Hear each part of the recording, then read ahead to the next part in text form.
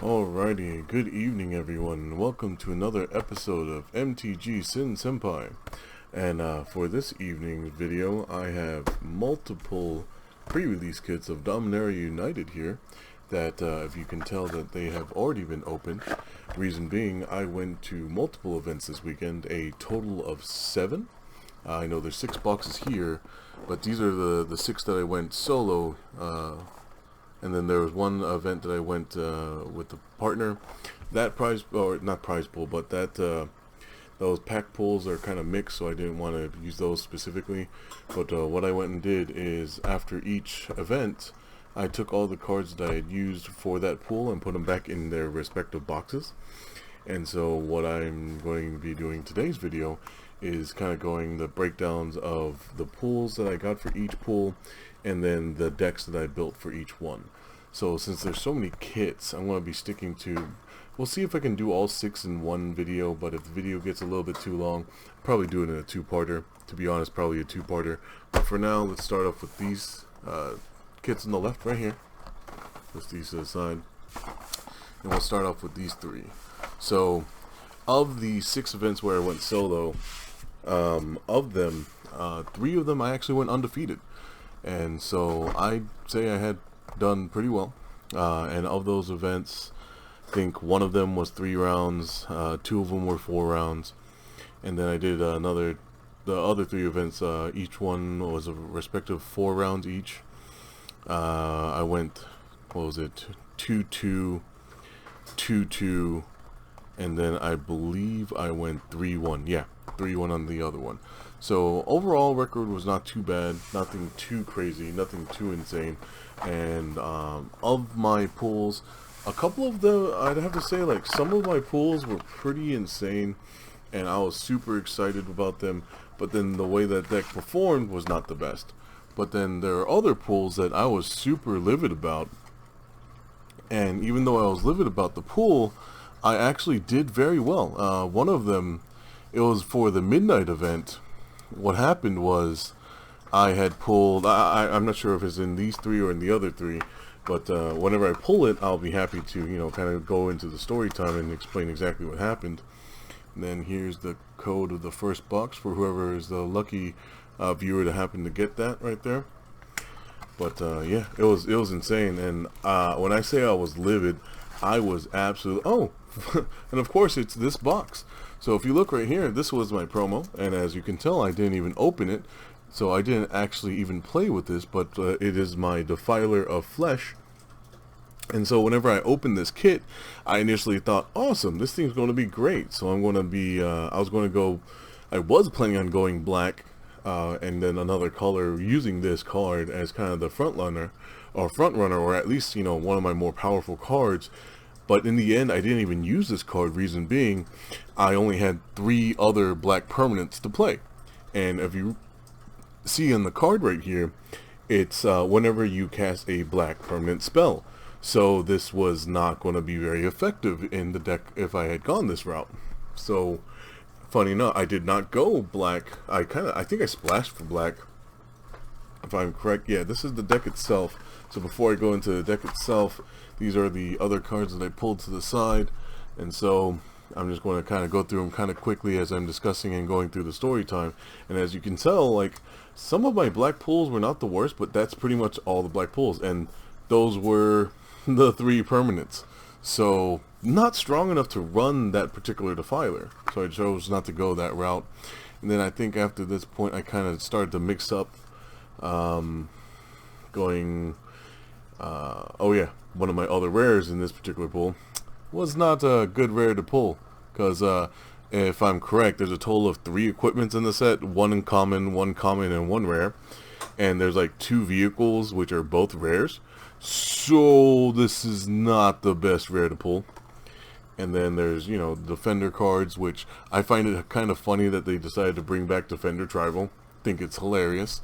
So but yeah, overall, this was the event that I actually went 4-0 at the midnight, and I will be happy to show that there was another, I pulled 2 of a specific mythic back to back, pack 1 and pack 2, and it was infuriating to me just because of the fact that the card itself is not the best card. I will be getting to it as I'm going through the pulls here, but these are the cards that I had in the pull but I decided not to run.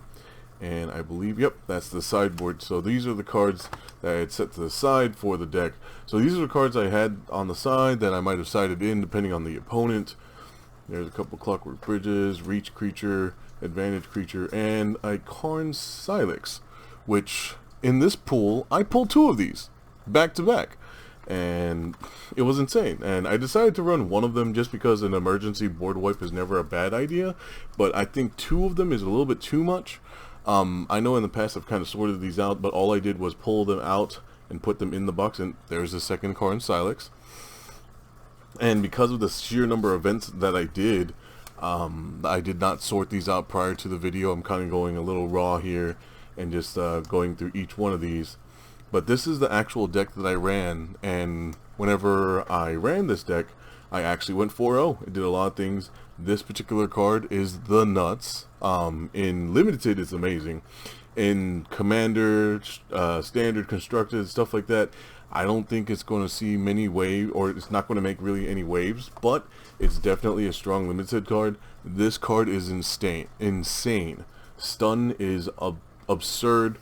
At first, whenever we were kind of going over the notes, it was kind of ridiculous, and most of us kind of overlooked it. But then after we saw some of the cards actually being played and used on people, it really did change up the game a lot. This card was also definitely a big all-star, very strong, very powerful one for sure. And then I just gotta say, budget duels are ridiculous. I'm definitely going to try and get my hands on as many of these as I can, because I do plan on building a bunch more commander decks. And while in the process of doing so, definitely having budget duels will definitely help, because I'll admit, I spend a pretty good penny on the game, and it's not cheap. It's not cheap at all. I mean, just going to these events alone, it's already pretty absurd. But that was pull number 1. That was the deck that I ran, at least in that last handful. And so far, I mean, rare-wise, I did get some pretty decent things. I got 2 mythics in one pool, which is actually pretty decent, even if they are the same mythic. But yeah, that was definitely a fun one, and I'm never going to forget or live that down, because for the people that were there, they heard me cursing, and I was being super livid. I was being obnoxious, I'll admit. And I still went undefeated, and even a couple of the guys called me out on it. It's like, hey, I thought you hated your deck, and how'd you go undefeated then? It's like, I don't know what it is. Sometimes, apparently, the angrier I am about my pulls, the better I perform somehow. It's the weirdest thing. Don't know what to say. I do remember this particular pull. I think these are the rares that I pulled in this particular one. I think, okay, so this particular pull, I did set these aside, and yeah, this was definitely an insane one. This card I feel like is going to be a Commander All-Star. This card being foil mythic was pretty nuts. Like, and this card performed like insanely. The domain mechanic in this particular set, I feel like, is very strong. I remember when domain was originally a thing in the first, what was it, the invasion block, if I remember correctly, when they first introduced it. It was pretty lackluster. It wasn't the strongest. But this time around, I feel like the domain cards are just the nuts. And then I think we got this particular promo card because we helped the store out with like a promo video or something. So they were nice enough to give us some promos on top of us attending the event and helping them out. So that was definitely a lot of fun. But these were basic lands and the duels that I used. Oh yeah, this was my promo for this particular pool, which I believe there's a total of 3 dragons. We saw one of them, it's an uncommon. There's another one that's a common, I think. And then there's a mythic one, which I don't believe I pulled a single one of those. So unfortunately, this particular card does not do well in Limited. I mean, it's a 3-mana 3/3 menace, so it's not the worst, but at the same time, it wasn't worth me splashing the 2 colors for this particular card. I know I didn't go that route. What else is in here?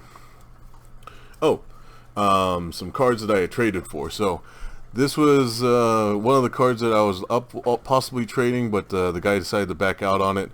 But this is one of the cards I traded for. I know this Karn is terrible. I agree this Karn is terrible, but I collect Karns. I have myself a full page, at least, of 9 cards of Karn Liberated, just because I enjoyed the card that much. He's got to be hands down my favorite character in the Magic lore. Also got my hands on this 1000 Year Storm promo, just because it's definitely a good one. Got the Joda the Unifier. This is one I had traded for, so this is, at the end of the event, I traded for this particular one, because I feel like Legendary Tribal is going to be an interesting commander concept, so definitely something I'm wanting to build. And then the Hada. So this was a fun commander that they had pulled from, I believe it was their prize packs. It was their set boosters at the end, and they decided to trade it off, and they were trading it for pretty low, and decided to grab it. I might open one in my collector box that I open later.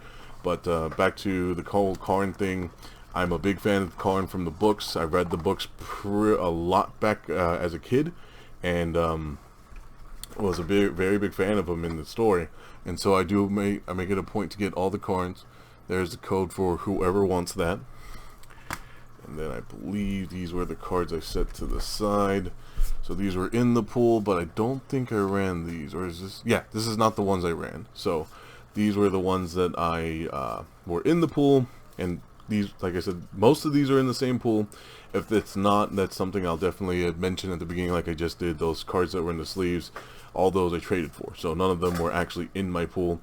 The fact I got 3 of these in Thrall to the Pit, I think, is a very powerful card. The fact that it does that kicker allows you to sacrifice them, so it's not only a game-winning swing, possibly, and if it's not a game-winning swing, you just sack their stuff. So yeah, that's pretty crazy.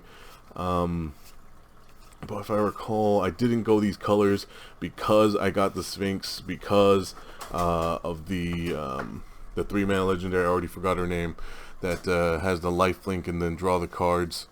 And let's see here. So I know these are some of the cards that I did not run initially, which as I'm looking at them I probably should have run.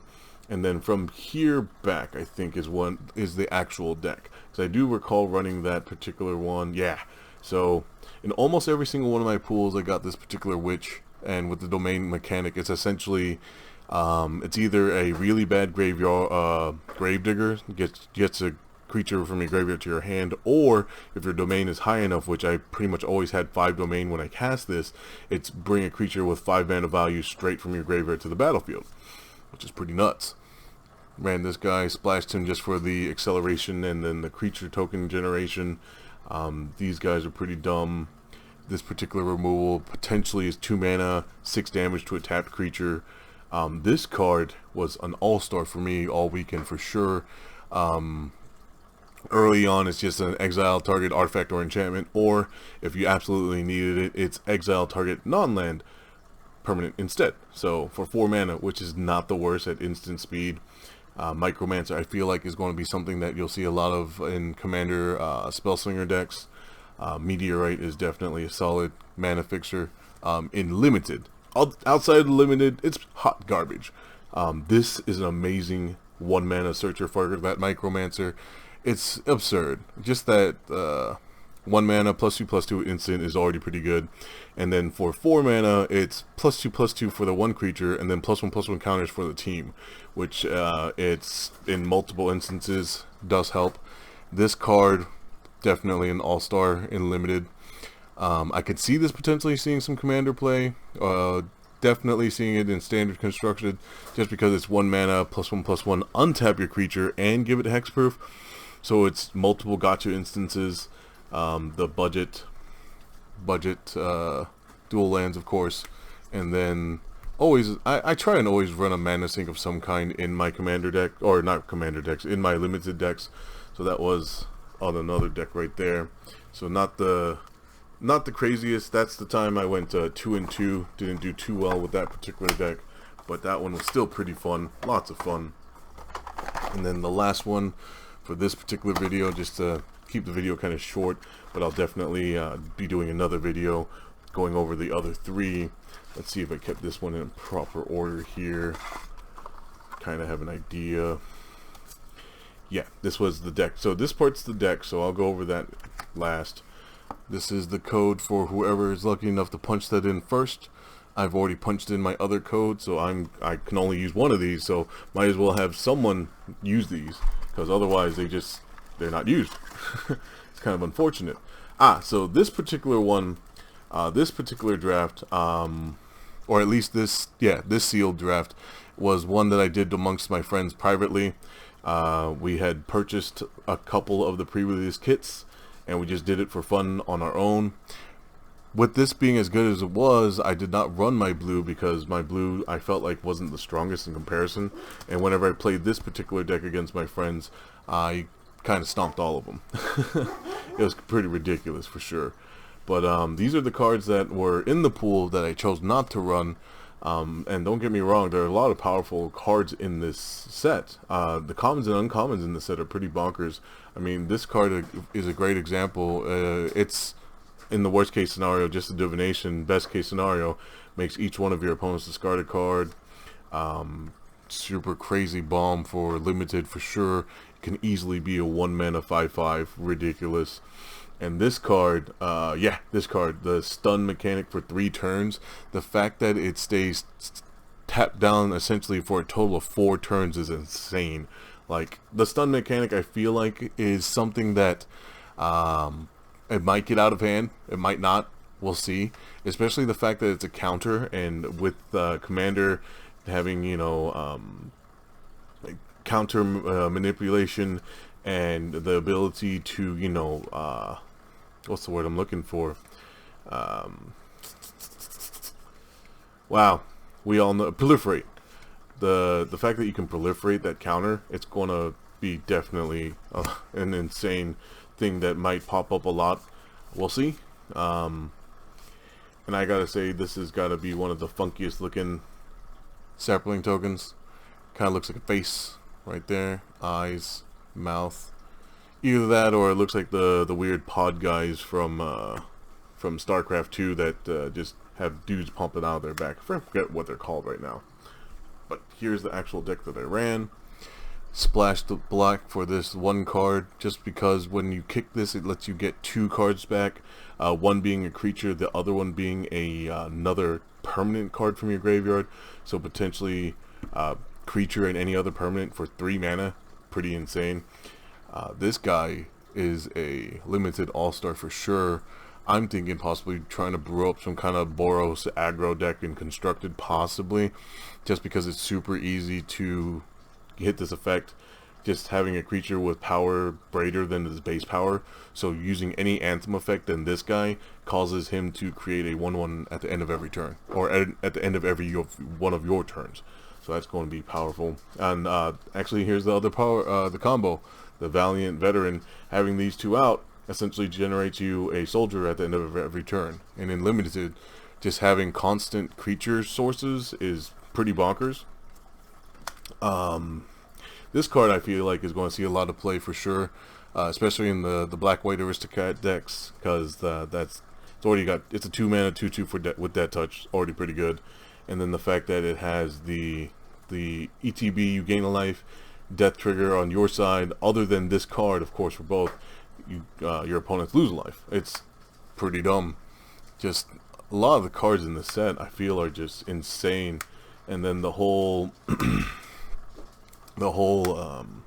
oh, this card is dumb. 4-mana 4/3 reach trample. It's already pretty dumb. And then the fact that you can cast it for essentially 3-mana, 3-mana 4/3. It wasn't 4 mana, it's 3 mana.